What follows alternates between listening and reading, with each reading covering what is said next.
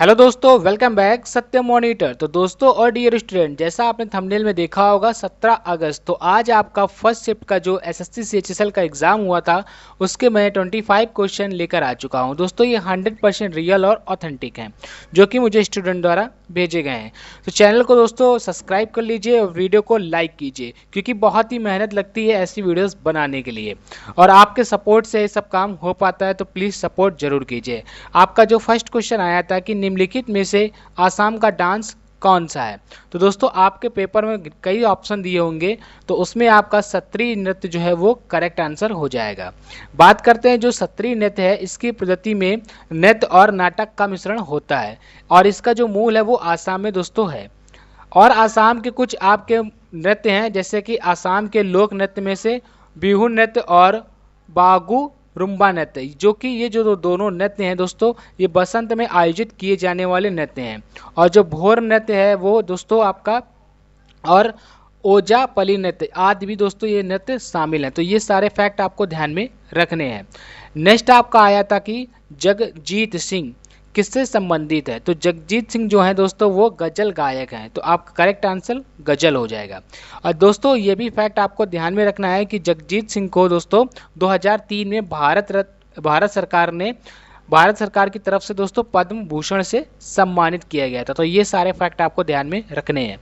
Next आपका question आया था कि खो खो खेल में कुल कितने खिलाड़ी होते हैं।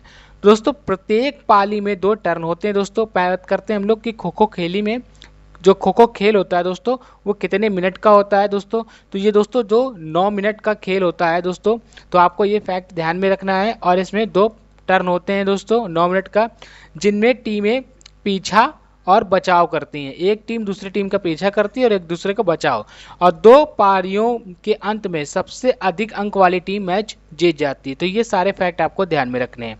अब बात करते हैं कि जो आपका क्वेश्चन पूछा गया था कि खो खो खेल में कुल कितने खिलाड़ी होते हैं, तो दोनों दलों में दोस्तों 12 खिलाड़ी होते हैं, 4 9 सौर क्षेत्र में होते हैं और 3 अतिरिक्त होते हैं। यानी तो आपका 9 या 12 में से जो भी ऑप्शन में दोस्तों दिया हो तो वो आपका करेक्ट आंसर हो जाएगा।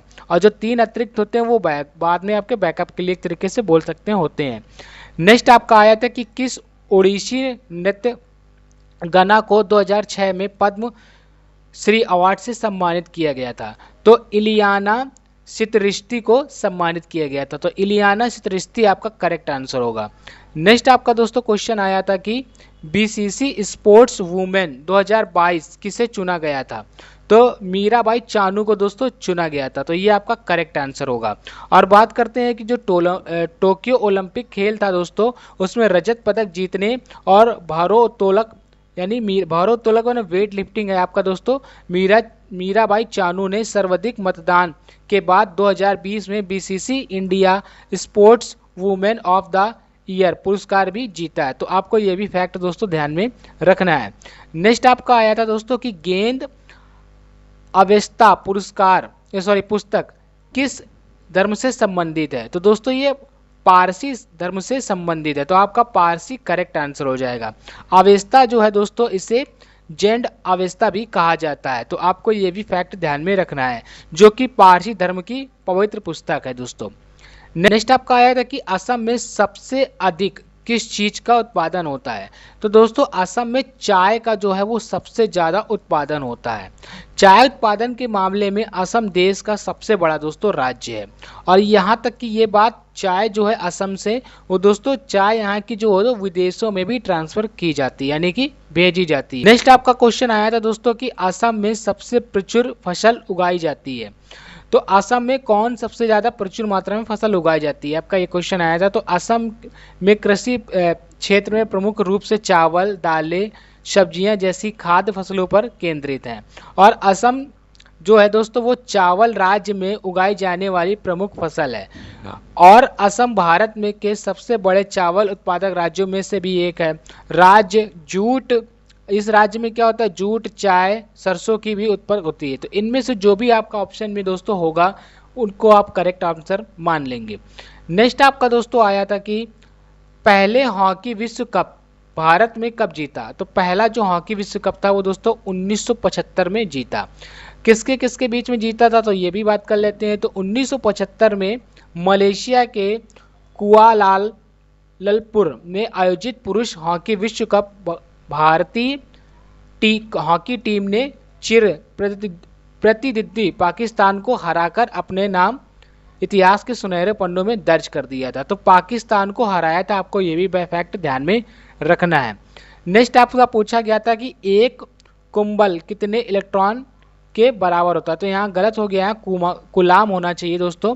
कूलाम, एक कूलाम कितने इलेक्ट्रॉन के बराबर होता है, तो दोस्तों एक जो कूलाम होता है वो आपका 6.25 इंटू 10 की पावर 18 होगा दोस्तों। यहाँ 1000 ये गलत लिख गया है, यहाँ पे आपका होगा 10 की पावर 18 इलेक्ट्रॉन से बनता है, यानी कि ये आपका करेक्ट आंसर होगा। नेक्स्ट आपका आया था कि सोनपुर मेला किस राज्य एवं मंदिर से संबंधित है, तो दोस्तों ये बिहार से है आपका राज्य, और ये हरिहर नाथ के मंदिर से संबंधित है। तो बिहार राज्य और हरिहर आपका यहाँ पे करेक्ट आंसर होगा। बात करते हैं दोस्तों ये सोनपुर मेला कब से है, तो ये विश्व विख्यात हरिहर क्षेत्र सोनपुर मेला बिहार ही नहीं बल्कि पूरे देश की धरोहर है। तो ये पूरे देश की धरोहर है दोस्तों। राज्य के कला संस्कृति युवा विभाग ने मेले की शाम को और भी रोशन करने की तैयारी की है। तो ये जो है आपके यहाँ संस्कृति युवा विभाग मेला और भी महत्वपूर्ण चीज़ें होती हैं। नेक्स्ट आया था आपके कृषि में किस प्रकार की बेरोजगारी उत्पन्न होती है, तो प्रच्छन्न बेरोजगारी और मौसमी बेरोजगारी होती है। तो इनमें से जो आपका ऑप्शन होगा दोस्तों वो करेक्ट होगा। अगर दोनों है आपके ऑप्शन में स्लैश करके तो दोनों करेक्ट होंगे, लेकिन ऑप्शन आपका एक ही होगा इनमें। और बात करते हैं बेरोजगारी उत्पन्न की, तो भारत में कृषि क्षेत्र में प्रच्छन्न बेरोजगारी पाई जाती है, और प्रच्छन्न बेरोजगारी को प्रच्छन्न बेरोजगारी भी कहा जाता है। तो आपको ये भी फैक्ट ध्यान में रखना है। और इस प्रकार की बेरोजगारी में कुछ लोग नियोजित प्रतीक होते हैं लेकिन वास्तव में नहीं होते हैं। तो ये सारे फैक्ट आपको ध्यान में रखने हैं। बात करते हैं दोस्तों नेक्स्ट क्वेश्चन की, तो नेक्स्ट क्वेश्चन आया था कि कौन सा एमिनो एसिड दिमाग में होता है, तो दिमाग में पाए जाने वाले जो एसिड हैं वो ट्रिप्टोफैन, टाइरोसिन, हिस्टिडीन और अर्जिनिन जैसे अमीनो एसिड का उपयोग मस्तिष्क द्वारा विभिन्न न्यूरोट्रांसमिट और मॉड्यूलेटर के संश्लेषण के लिए किया जाता है।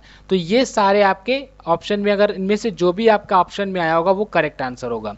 दोस्तों आज मैंने आपको 17 अगस्त के फर्स्ट शिफ्ट का जो आपका पेपर था एसएससी सीएचएसएल का वो उसका एनालिसिस करा दिया है, और ये दोस्तों 100% रियल और ऑथेंटिक हैं जो कि मुझे स्टूडेंट द्वारा भेजे गए हैं।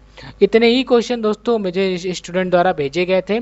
तो प्लीज़ चैनल को दोस्तों वीडियो को लाइक कीजिए, चैनल को सब्सक्राइब कीजिए, क्योंकि आपके लाइक और सब्सक्राइब से हमारे को बहुत मोटिवेशन मिलता है ऐसी वीडियो बनाने का। तो मिलते हैं नेक्स्ट वीडियो में, और नेक्स्ट वीडियो जल्दी आएगी 17 अगस्त की ऑल शिफ्ट में आपको जल्दी वीडियो अपलोड करने वाला हूँ।